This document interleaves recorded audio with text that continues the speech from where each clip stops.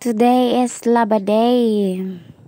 So, ayan, maglalaban na tayo dahil ang dami ko na namang labahin. Diyos ko po, tambak na. Grabe.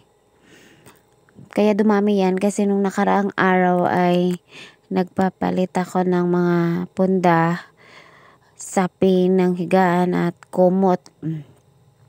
Ang balak ko sana noon ay pagkatapos kong magpalit ay laban ko kaagad. Kaso, naisipan kong ayusin muna dito ang kwarto. Lilinisin ko muna. Saka inayos ko yung mga vinyl tiles.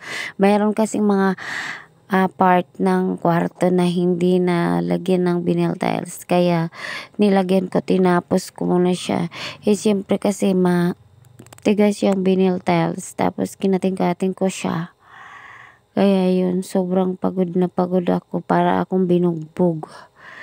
Kaya hindi ako nakapaglaba dahil medyo umandar na naman yung aking hika. Pero okay naman na kay uminom ako ng gamot agad. And kaya dahil okay na, hindi na masakit ang katawan, kaya naglaba na tayo. Ayan, dyan lang ako lagi naglalabas sa labas para diretso sampay na. And kusot to the max tayo dahil wala tayong washing. Ewan ko kung kailan pa tayo makabili ulit ng washing. Kasi wala pa tayong budget. Hindi yan.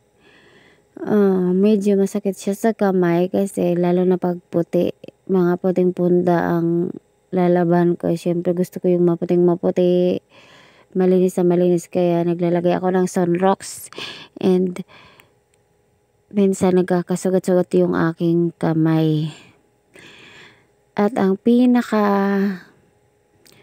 mahirap at pinaka nakakapagod na part ng paglalaba ay yung banlaw time. Dahil masakit kaya sa likod, masakit sa balakang dahil paulit-ulit. Naku po.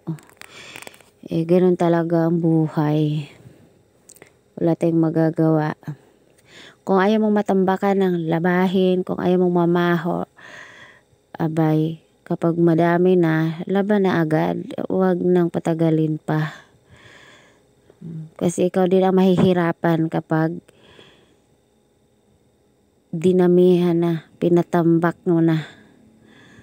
So, ayan, nagsasampay na. Mabilis lang naman talaga ako maglaba dahil hindi naman gaanong marumi yan.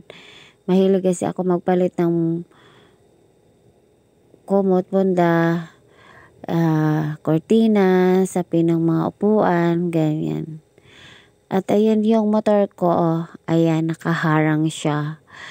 Tamang tambay lang yung motor ko dyan, relax lang muna siya. Yamaha Gravis nga pala yan. Kaya ayan. Maraming salamat po. Yun lang.